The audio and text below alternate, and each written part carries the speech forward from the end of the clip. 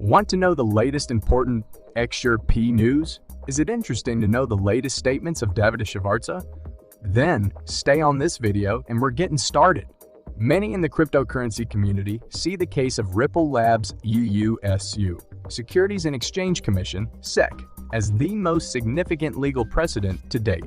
If SEC Chairman Gary Gensler and his agency win the lawsuit, it would mean a more severe crackdown on the cryptocurrency business by the United States top regulator.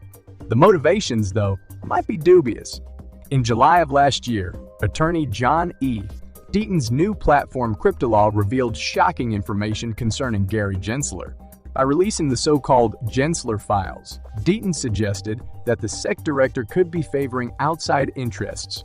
Almost 2 years ago, it was revealed that Annabelle Lee LC and Marital Trust, two of Gensler's most important entities, had assets worth over $100 million, the vast majority of which were handled by Vanguard Group.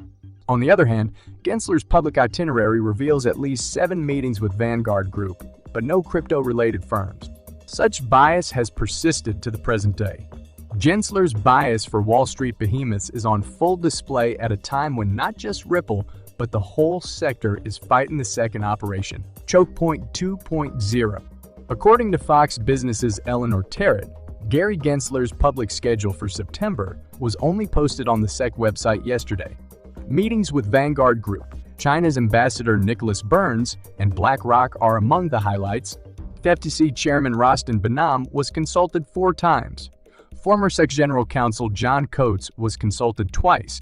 When Gensler appointed Vanguard Group to handle his $100 million personal wealth, Deaton said he has allowed them disproportionate access to his office. Recently, Deaton speculated on the motivations behind the SEC's crackdown on Ripple and the cryptocurrency sector as a whole. The lawyer said Gensler would stick to its philosophy of regulating via enforcement until major financial institutions like Vanguard are pleased. According to Deaton's description, major financial institutions are typically positive about cryptocurrency. BlackRock CEO Larry Fink predicted that technology will play a key role in the current society. In addition, he underlined the need of acceptable crypto laws. Specifically, Deaton concluded, as such, Ripple may provide a standard for the SEC to follow when regulating cryptocurrencies, allowing the American agency to monitor all tokens and, ideally, all secondary market trades.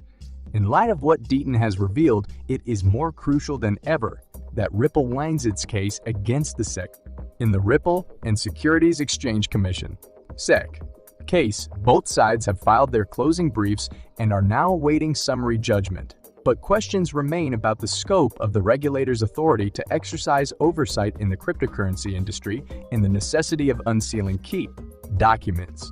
On February 27, Deaton tweeted that opinions vary on how to classify securities, in response to a comment by MicroStrategy Executive Chairman Michael Saylor, who said that Gensler's comments show that agreement is growing on the categorization of securities. He made the above statement while waiting for the summary ruling. Deaton had already discussed alternative settlement solutions for both sides. If the regulator determines that current and future XRP sales do not qualify as securities, Ripple, according to Deaton, would pay a settlement of $100, $250 million. He did warn that the SEC's recent assault on the crypto industry made it unlikely that they would approve of the strategy. Deaton said that the presiding judge might explain secondary XRP sales. It's worth mentioning that Ripple's general counsel, Stuart Alderoty, has already hinted that the SEC has very little prospects of winning the case at the Supreme Court. In response to the SEC's bullying and adhering to stretch legal arguments that were not loyal to the law, the few that had the bravery and resources to fight back against the SEC's bullying have resulted in 4 of the SEC's past 5 cases being lost in the Supreme Court. He stated, as was previously reported, the issue was given fresh life when journalist Rosalind Layton filed a request to get access to the Hinman speech paper. This June 2018 lecture by the SEC's former director of the Division of Corporate Finance may provide a good illustration of the agency's classification of securities.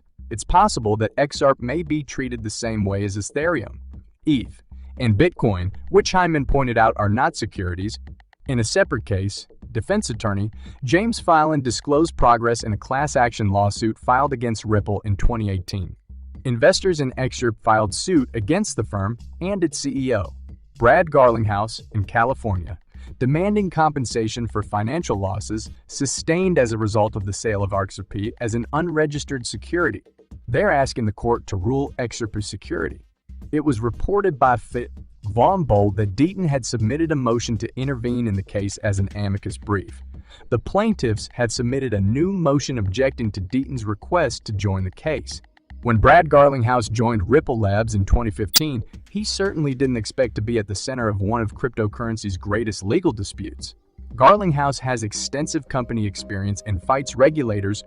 Garlinghouse attributes his work ethic and honesty and responsibility to his Midwest heritage. Can Ripple's CEO fight for blockchain's future after working at some of the internet's top companies? Who leads Ripple Labs against the SEC with Chris Larsen? We must go back to comprehend Garlinghouse's crypto market ambitions.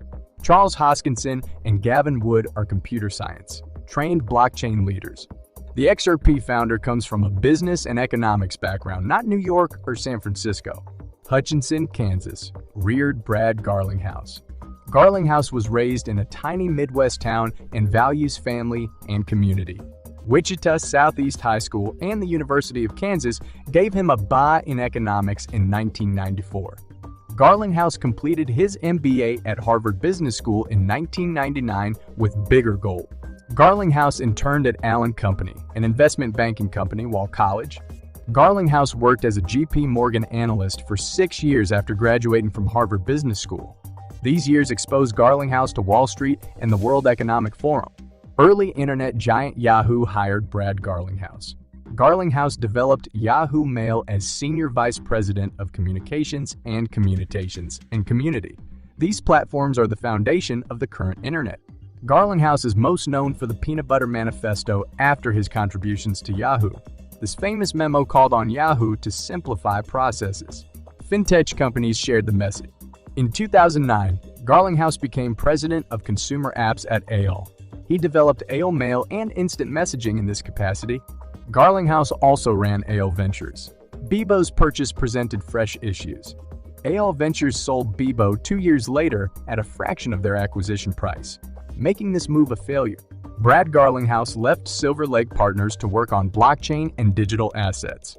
Garlinghouse identified Dell MC, Airbnb, and Alibaba Group investment prospects as managing director. Garlinghouse was also a senior exec at Hightail. Garlinghouse made sure Hightail kept offering creative productivity solutions to its global customers after rebranding from Usendit. Garlinghouse left corporate life to join Chris Larsen at Ripple Labs in 2015. Since then, Ripple's CEO has led its growth in XRP development. Garlinghouse has advocated using blockchain to address banking regulations and cybersecurity. His outspokenness has made him a target of the SEC's cryptocurrency assault. The SEC's lawsuit against Ripple Labs has tarnished the blockchain company's CEO. The complaint seeks to clarify how the SEC regulates XRP. Brad Garlinghouse and Ripple Labs call XRP a currency, whereas the SEC calls it a securities. Ripple Labs and XRP have suffered from the litigation, with Coinbase removing the coin. Fear, uncertainty, and doubt have clouded XRP's prospects in previous bull markets due to reduced trading liquidity. The lawsuit should be resolved by mid-2023. The SEC's crypto and blockchain crackdowns continue. The SEC penalized Kraken $30 in February 2020, $3 for their staking offering.